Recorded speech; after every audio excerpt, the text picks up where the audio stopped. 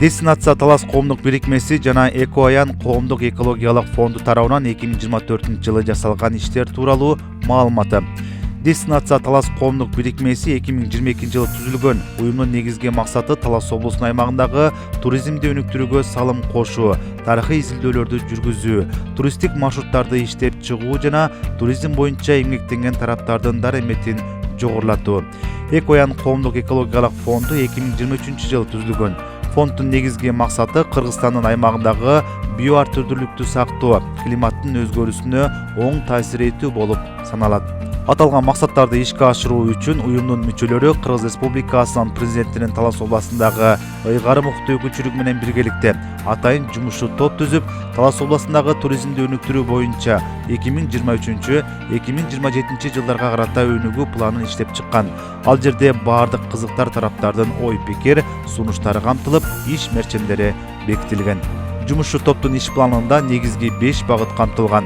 Алар Талас областында туризмди өнүктүрүү боюнча инфраструктураны жакшыртуу, жол маселеси, электр энергия, калка кызмат көрсөтүү тармагынын сапатын жакшыртуу, туристтик маршруттарды иштеп чыгуу, облус аймагындагы туристтик потенциалы бар аймактарга мониторинг жасап, приоритеттүү багыттарын аныктоо, жыл этегине чейин 5 туристтик маршрутту ишке киргизүү, облус аймагында жаңы глемпинг шаарчаларын куруу жерлерин даярдоо, ишкерлерге сунуштоо.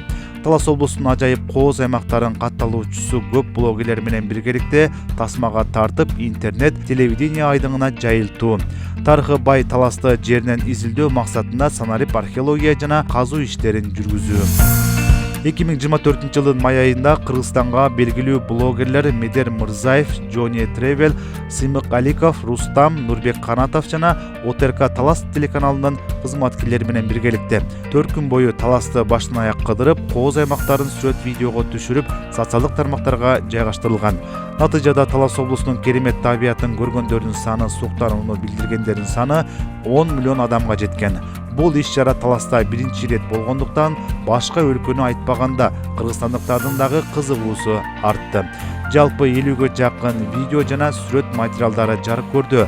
Аталган жумушчу топ Таластын Көксай, Кочкор Ата, Шекер, Бакайыр, Кызыл Адыр, Покровка, Кайыңды, Нылдата, Үйүр Марал, Күмүштак, Кара Коюн, Бешташ, Талаш шаары, Кеңкол, Көпүрө базары, Каракол, Арал Өтмөк, Кулансай аймактарын тартып келишти.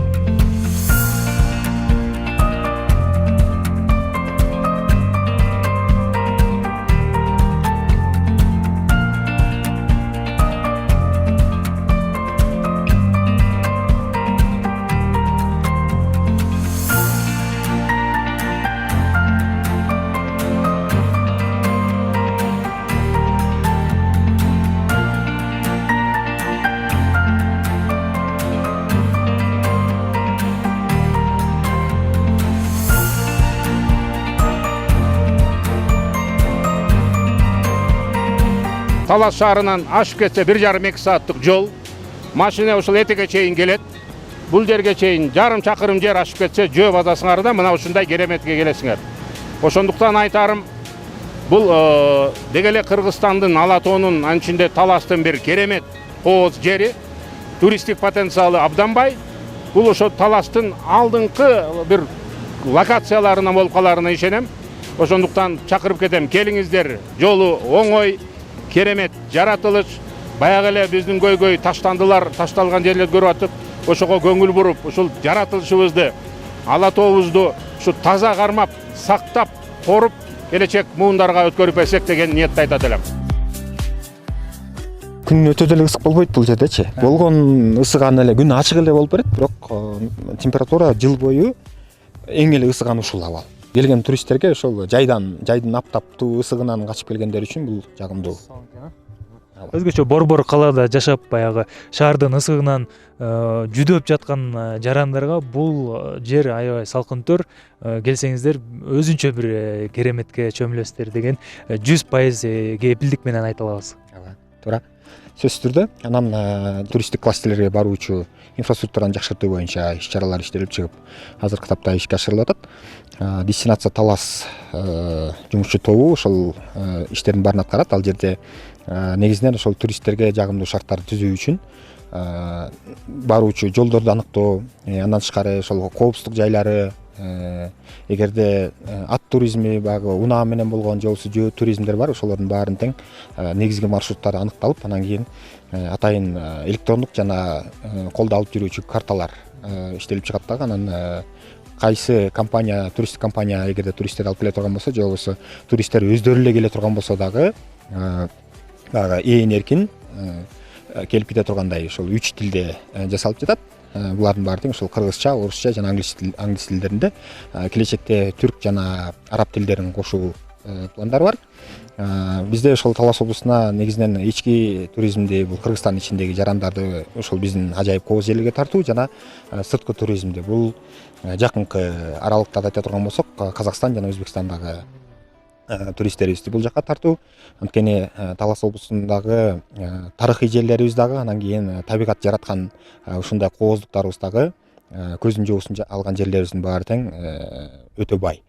Мунун баарын тең ошол 2026 жылга чейинки аралыктарда эң биринчи кезекте ошо инфраструктураларын жакшыртып, анан кийин жарнамалык роликтерди көбүрөөк тартышыбыз керек. Себеби дегенде жакын туруп эле ошол мисалы Тараз, Жамбыл же болбосо Шымкент, Ташкент аймагындагы туристтерди билбеши мүмкүн. Ошолордун баарын тең алардын дагы ошол мейкиндигинде ошо биздин роликтерди тартуу боюнча азыр биринчи жумуштар жүрүп жатат. Менин оюмча, Азамат мырза, ушул ички Талас облусундагы туризмди өнүктүрүүдө жалпы жарандар эле жапырт баягы демилге кылып колго алса болот деп ойлоймун. Баягы видео сүрөттөлүштөрдү тартып, анан интернет айдыңында бир кандайдыр бир түндүктүн алдында деген сыяктуу бирдиктүү хэштегтерди колдонсо, бул менин оюмча баягы дүйнөлүк аянтчага дагы чыгууга бир чоң бир жол ачылат деген ойдомун да.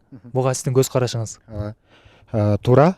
Сөзсүз түрдө туристтер келгенден кийин өзү баягы өзүнүн көз карашы менен бөлүшүп өтөт. Мындан тышкары биз негизги максат, биз жоопкерчилик темаларын карашыбыз керек. Ким келсе дагы ошол эң биринчи кезекте таштандын маселеси. Баардык жерде өзү менен кошо алып келген нерсесин кайра алып кетүү.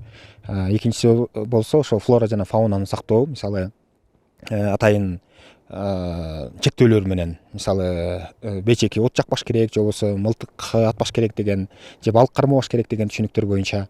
Анан бизде ошол сүрөт жана видеого тартууда дагы көбүнчөсү буга чейин мүмкүн биздин жарандарыбыз келбегенден же болбосо социалдык тармакка көп жарыялабагандыктан улам бизде Талас облусу боюнча сүрөт видеолорубуз интернет айдыңында аз болчу.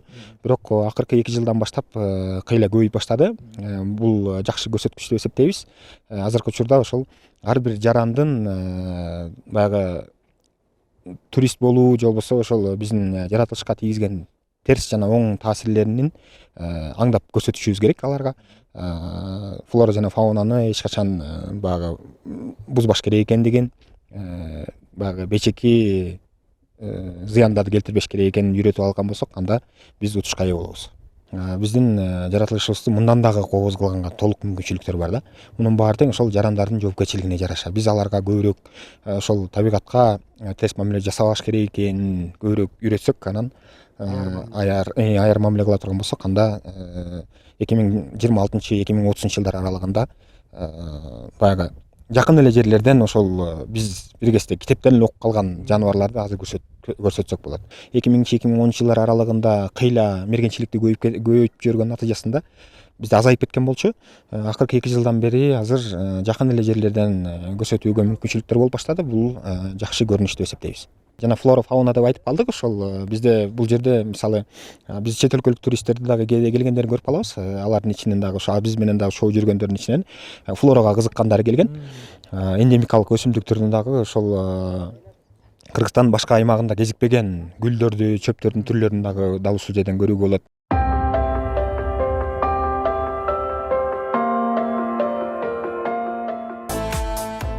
чет өлкөдөн келген туристтердин баары тең бул жаатта кызыгуу артып, алар ушул жердеги сүрөт видеолорун социалдык тармакка чыгаруу менен биздин жергиликтүүлөрдү оготуп атат да.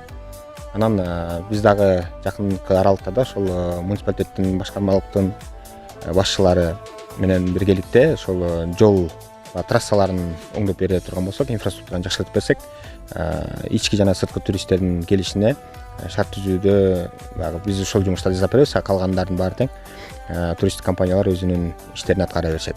Туристтик шаарчаларды куруу, глэмпинг, барнхаус, афрейм, капсула деген шаарчаларды курууда биз буга чейин ишкерлер бул жаатта кызыкпагандыктан же болбосо бул жаатта маалыматы болбогондуктан улам салбай жүргөндөр деген таризде азыр ошол видеолордун баарын тең тартып, аларга көрсөтүп, кыскасы 4 тараптуу иш-аракет жүргүзүлүп жатат. Бул жерде мамлекеттик органдар, муниципалдык органдар, жеке сектор жана дестинация талас. Июль айында бизде Үңкүрфест деген таластын бренди болгон биринчи фестиваль өтөт. Ал ошол Бакай Ата өрөөнүндөгү Кара Коюн капчыгайынын жогору жагындагы Сарыбе деген, Жети Төр Сарыбе деген аймакта өткөрүү планын мерчемдеп жатабыз. Буюрса ошол жерге ошол дүйнөнүн баардык жагынан туристтик операторлор жана туристтик фирмалар келишип, өзүнүн продукциялары жана сунуштарын ошол жерде коомчулукка тартуулашат. 2024 жылдын май айында Экоян коомдук экологиялык фондунун мүчөлөрү Талас облусунун Дарбазасы аталган өтмөк ашуусунун Суу Самырга кайрылган бөлүгүндө байкоо жүргүзүү максатында 20 түп карагай көчөттөрү отургузулду. Жыл бою кайдыгер эмес жарандардын көмөгү менен баардык көчөттөр өнүп чыгып, келечекте Суу Самыр өрөөнүн токой баскан аянтка айлантууну көздөйт. Бул адамдар менен биздин команда төмөндөгүдөй маселелерди чечүүнү көздөйт. Климаттын өзгөрүүсүнө оң таасир этүү, экологиялык жашыл аймактардын санын көбөйтүү, жайыттарды туура пайдалануунун жана алтыгана өсүмдүгүнүн санын азайтууга альтернативалык жол. Топ карагай келечекте 100 токой болсун деген ниет менен мына бир нече күндөн бери бул жерде аракет кылып атабыз. Келечекте оюбуз, максатыбыз келечекте ушундан ары кетип, ушу Суу Самыр дегеле бир чоң 100 токой болуп калса деген ниетти бүгүн баштай берели. Кудай буйруса келечекте муундар келки биздин балдарыбыз, неберелерибиз Суу Самырды токойго айлантып жүрсө ажап эмес. Мына көрүп аткан буну алтыгана деп айтабыз. Бүгүнкү күндө Суу Самырды каптап атат. Бул көйгөй. Бул эми көйгөй болгондо жаратылыштын ушул жайыттардын коргонуу өзүнүн функциясы болуп атат. Бирок мунун да токтотконго ушул токойлорубуз жардам берет. 2024 жылдын июнь айында Лидер коомдук фонду менен Экоян коомдук экологиялык фонду биргеликте Кыргыз Республикасынын министрлер кабинет номер 554 сандуу микрокоруктарды жана жергиликтүү маанидеги өзгөчө корголуучу жаратылыш аймактарын түзүү жана алардын иштөө тартиби тууралуу токтомун негиз кылып, Бакай Ата району аймагындагы Кара Коюн үңкүрүн жана ага жанаша аймакты кичи корукка айланттык. Жалпы 2 гектар жер тосулуп, ал жердеги флора жана фауна биологиялык изилдөө иштерин жүргүзүүгө курчалды. Ушу тегеректе кирпи, дикобраздар байырлайт. Ошо кирпилерди жана ушу тегеректе өсүп аткан ошо кызыл китепке кирген өсүмдүктөр, ошондой эле тюльпандар жана башка гүлдөр, ошолорду Илимдер академиясынын биргеликте изилдеп, анан аракетте бүгүнкү күндө тегереген курчап, баягы мал кирбей турган кылып. Адамдарга эч тоскоолдук жок, адамдар кирип, келип ушерди көрүп кетсе болот. Сүрдүү жана сырдуу жер болуп турат. Ошондой эле биотүрдүүлүгү, өсүмдүктөр дүйнөсүн, жаныбарлар жөнүндө келип ушул кызык маалымат алам дегендер турист катары келсе болот.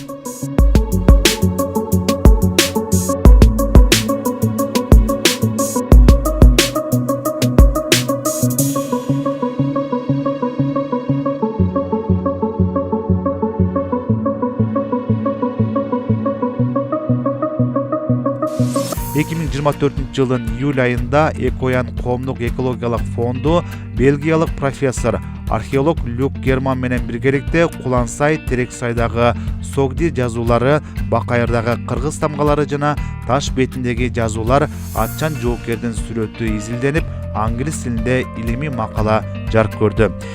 Терек деген мазар булагы менен мына шарылдап аткан булагы. Бул жер уламыштарда айтылганы. Ушул жерден Кулансайдан Семетей атабыз 40 чоросу менен кайып болуп кеткен жер деп айтылат. Жана дагы бул жердин уникалдуулугу, тарыхый баалуулугу мына менин артымда мынагу Кызыл Ташта. Таштын узундугу кеминде 12 метр, бийиктиги 5 метрден чоң. Ушул ташта чегилген жазуулар. Бул уникалдуу жазуулар. Эми Сайыз убагынан бери айтылып келет Согди түрк рундары деп. Мен айтат элем, бул эми бир тарыхый эле бир баасы болуш керек, белгиси. Бул накта биздин кыргыз жазуусу деп айтат элем. Кыргыз рундары. Ошондуктан бул жердин али келечеги кең деп ойлойм. Демек бул жерге тарыхчылар, күчтүү командалар келип, изилдеп, жазууларды, ушул тегеректеги биз мына көрүп келаткан петроглифтерди, ушул жердеги үңкүрлөргө чейин изилдеп чыгышыбыз керек деп ойлойм.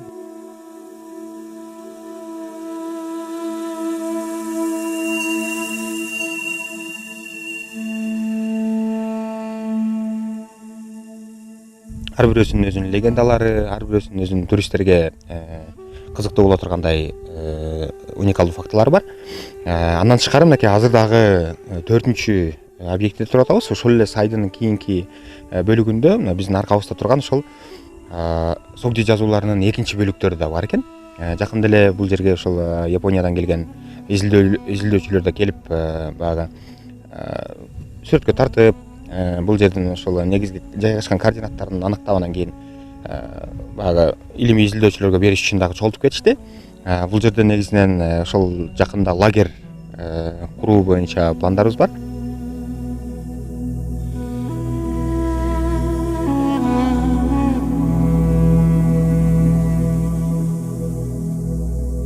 жылдын сентябрь айында Дестинация Талас коомдук бирикмеси Кыргыз Улуттук илимдер академиясы Санкт-Петербургдагы Эрмитаж музейинин илимий кызматкерлери менен биргеликте Киров суу сактагычынын алдында калган Садыр Коргон жана Шелже шаарынын чекелериндеги тургун жайларга археологиялык казуу иштери жүргүзүлдү. Жакында илимий иштердин корутундусу чыгарылат.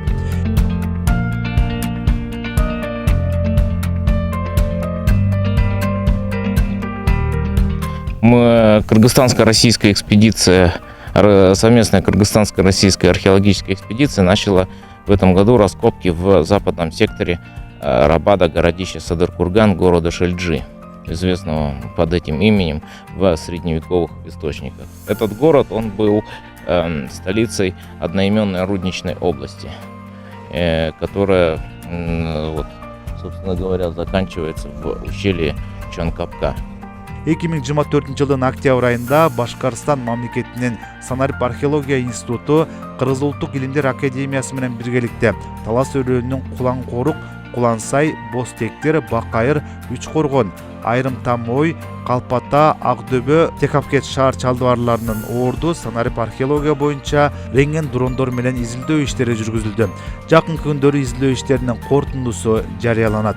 Бул аракеттин баары Талас облусунун тарыхый археологиялык инвестиция картасын түзүүгө багытталган. Алдыдагы пландар тууралуу кыскача: Дестинация Талас коомдук бирикмеси жакында Талас областында Эчкилүү тоо геопаркын түзүү, Талас дарбазасы долбоору жана петроглифтер паркын уюштуруу, 5 микрокоруктарды ачуу боюнча долбоорлорду даярдап жатат.